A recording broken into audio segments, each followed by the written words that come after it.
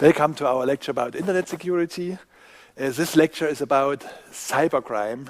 Who are the potential attackers? It's only a short lecture, but it's important to understand the motivation of attackers, to see what they are interested in, what are their motivation, what is the technical skills and others.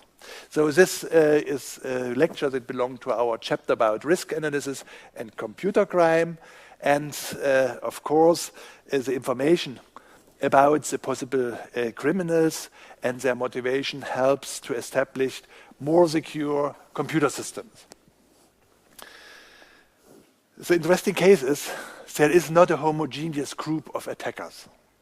It is very big differences and various groups with sometimes completely different motivations involved in this computer crime activities.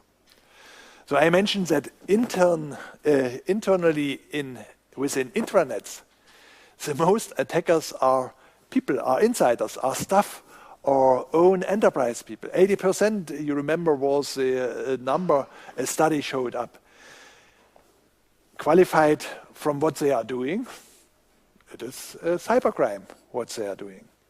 Then we have a big group of pupils and students from high schools, from universities. Here it's not so much the criminal motivation. Here's more a play instinct and a little bit to try out, to overcome a big security system. For example, you know all this movie where pupil was able to overcome NASA IT security systems and to work within their systems. We have, you see here also, very different motivation agents from competitioners. We have hackers and crackers from computer underground. We have professional hacker criminals and computer secrets agents. This is a big group becoming more and more important. There is a black market. You can you can buy identities and others. There are, of course, in the international affairs, there are spies and agents from various intelligence services, and also a big group, the ordinary criminals, which use internet for a more easy organization of their activities, for a more hidden communication, and others typically also with a drug background or a mafia background. So this here, and of course terrorists is a big group of cyber criminals. Let's have a look to this different groups and discuss a little bit what are their motivation and see some conclusions when we think and discuss about computer security. I mentioned first the staff of the own enterprise. So a large portion of misuse of computer systems, particularly within intranets, is caused by staff or by the own staff of the own enterprise. What is the motivation of such people? And this is not a motivation, it's incompetence. Incompetence by the people that are responsible to save data in a secure way, and incompetence by the people that use a system that they know each other, it's a good colleague, and the colleague is given data for making some work, and within the data are some secret data that not possible.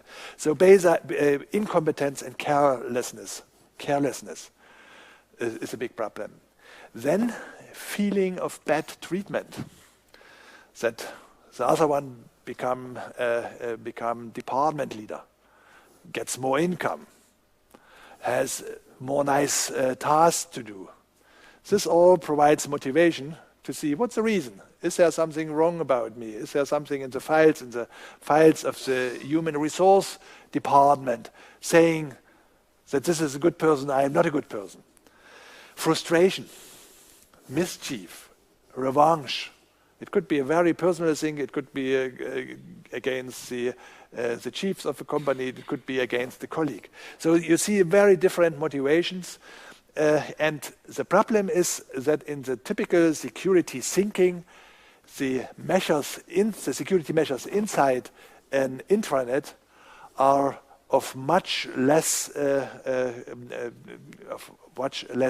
careless and value than the measures that are taken to secure the boundary of the intranet. Naivety or carelessness, not enough education, misunderstanding of system features and others. This can be used by people that want to get inside. So please give me your password. I help you to fix this mistake in your computer. And if it's a trusted person, you can be sure people give a password. We will see when we discuss about passwords. Often it's not even necessary to give password because password is easily to guess. 1, 2, 3, 5, 4 is the half of the passwords. 2, 5. Sorry, 1, 2, 3, 4, 5 is the half of the passwords used in the world. And such simple things help what we call social hacking.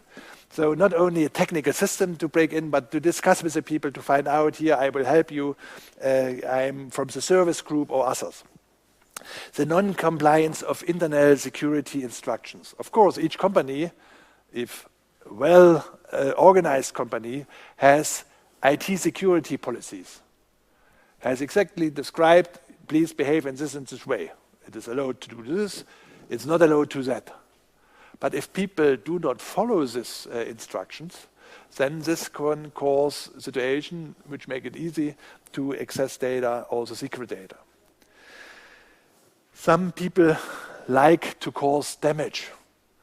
Some people like to theft data, for example, in bank house or in secret service companies. Theft data to sell this data. To sell this data to a competition or other to make money out of this. So these are the motivation.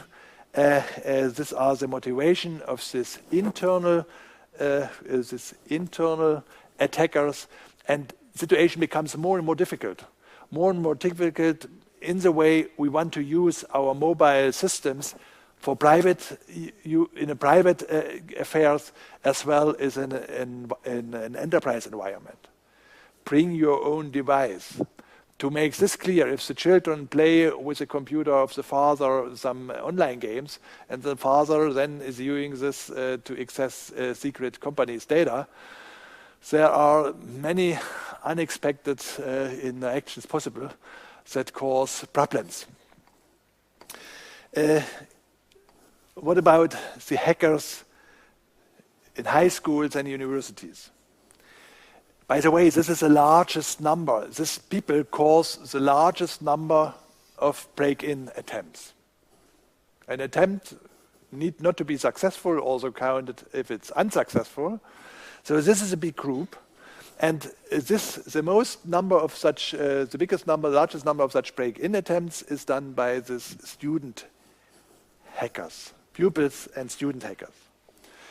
Often the know-how is restricted to some generally well-known break-in methods, but the more tools are available in the internet, sophisticated attack tools are available, the more these people can apply these methods and tools even without completely understanding.